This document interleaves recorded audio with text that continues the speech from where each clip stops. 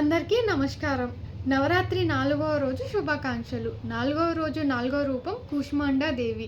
కూష్మాండాదేవి అంటే ఎవరో కాదండి, మన విశ్వం యొక్క సృష్టికర్తగా భావిస్తాము. అంటే చిన్న, ఉష్మా అంటే వెచ్చదనం లేదా శక్తి, అలాగే అండం అంటే విశ్వం అంటే ఈ విశ్వానికి సృష్టికర్త. ఈమె వల్లనే చంద్రుడు, సూర్యుడు అన్నీ ఉద్భవించాయని పురాణాల ప్రకారం మనకి ఉన్నాయి. కూష్మాండాదేవి కూడా పార్వతీదేవి యొక్క రూపం అన్నమాట. బ్రహ్మాండం అంతా చీకటి లోకంలో ఉంది. సూర్యుడు, చంద్రుడు ఎవ్వరు లేరు. అలాంటి సమయంలో పార్వతీదేవి తానుకు తానుగా ఈ కూష్మాండ రూపాన్ని ధరిస్తాదన్నమాట.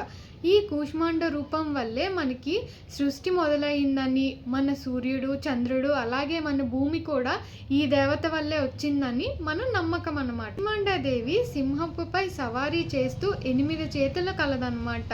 అందులో 7 చేతులలో ఆయుధాలు ఉన్నాయి. అలాగే మిగతా 2 చేతుల్లో, ఒక చేతిలో రక్తం అలాగే ఇంకొక చేతిలో అమృతం ఉందన్నమాట. ఇది 4వ రూపమైన దుర్గాదేవి కూష్మాండాదేవి రూపం.